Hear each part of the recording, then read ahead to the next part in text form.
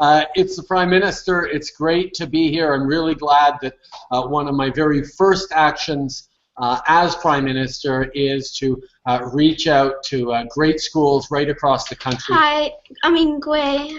I'm Alexis Crispus from Emerito Elementary School. And I want to congratulate you on your win. Well, thank you very much, Alexis. I appreciate that. And my question is, what did you enjoy most about teaching, and how can you use these skills as Prime Minister? Oh, that's a great question. What I enjoyed most about teaching was spending every day with a broad range of great kids who always had tough questions for me and who challenged me. And a good teacher is not someone who stands up in the front of the class and gives out all the answers. A good teacher is someone who knows the challenges that their students are facing and helps them solve those challenges and get the answers.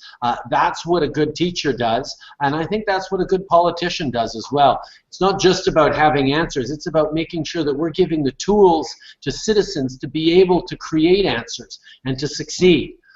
Another thing a teacher does well is understand, complex issues and break them down in a way that individuals can actually understand and be empowered by.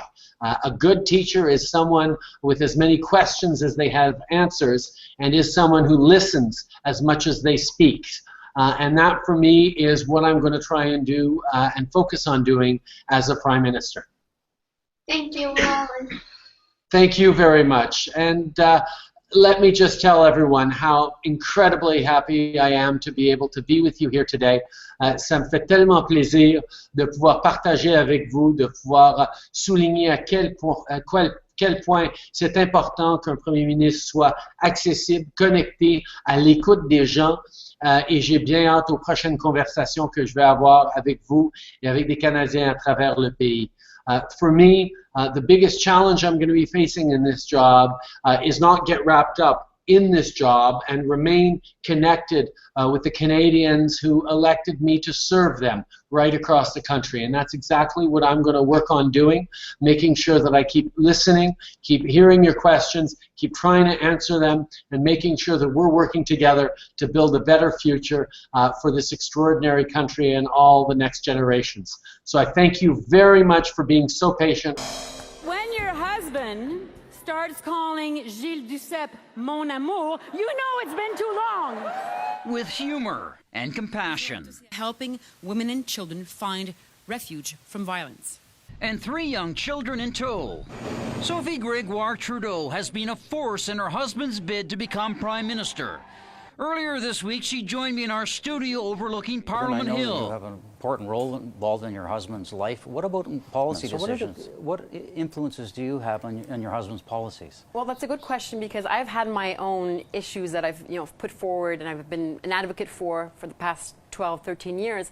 And many of them are really focused on women's issues, self-esteem in young women, eating disorders, and everything that has to do with our missing and murdered Aboriginal women. So, of course, these are discussions that my husband Justin and I have, at the table when we're together. But I don't direct his policy. He's got a team of experts from, across the country, from coast to coast to coast, that he's working with. So I don't think it is my role to direct his policy decisions.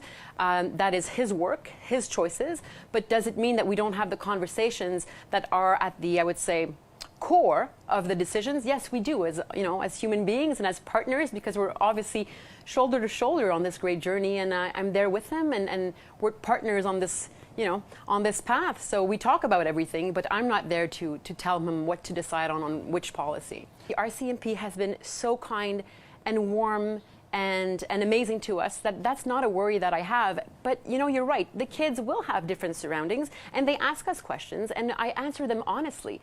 And then again, we tell them things around us will change, but inside we'll still be the same people, and we'll still cuddle in bed on a Saturday morning when it's possible, and just be real and authentic and grounded. And that is so important to keep this on this journey. And I think that we are great partners to be able to keep that. Let me ask you about that, because you know that his father and his mother, because of a lot of the tensions doing with the jobs of being Prime Minister, where you're way along a lot of the time, you know, there were strains in their relationship, and you must have discussed there are going to be strains if you win. How do you make sure that you stay, you know, as a loving couple? Well, you've just said it, a loving couple. I think that honesty and communication in a couple is key, and we have that. So, you know, life is not one straight line, and how you grow out of adversity is really, I think, a reflection of who you are and who you can become. And there are always ways to make things work. And the past years, I mean, you know, Justin has been away from the house a lot, and it hasn't always been easy, but we're so strong. And this is just the beginning of our journey. Wherever Canadians decide to bring us, we are there to be together and be strong and be shoulder to shoulder and to embrace life together. Now, Justin Trudeau has had a lot of attack ads against him since he became leader. You know, he's a political lightweight. He's a pothead. He wants brothels on every corner. A lot of this stuff it's personal. And how do you feel about it? And how does it make you feel? And how do you get over it? Well, you know,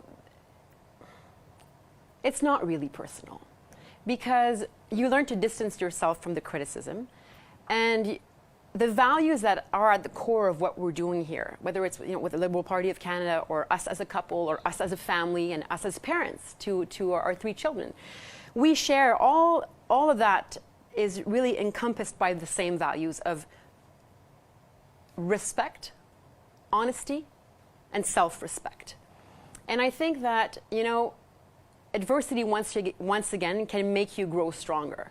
And the lessons that we are teaching our children are lessons that we hope we are putting into action in our everyday life. Because whatever you tell children, it can all be words, but it is in your action, and they feed off that as well. I don't know if you've seen our kids in actions in public events, but they're pretty calm, and they ask us, yeah, but what do we do when there's so many people around us and there's so much noise? And they feed off our energy. And inside, we're calm and we're peaceful, you know, with our surroundings. And we have taught our children that meanness will bring you nowhere in life. So when there is meanness around us, I think it's not a trick, a way to be, is to send out even more love and hope and optimism. Okay, let me ask you one final question. What is the quality that you see in Justin Trudeau that we may not see from the public?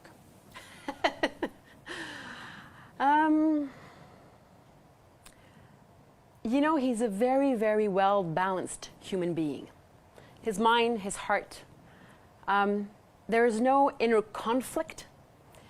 He is a great listener and a true leader in his own personality. This is not a role that he's taking. He is being himself throughout this journey.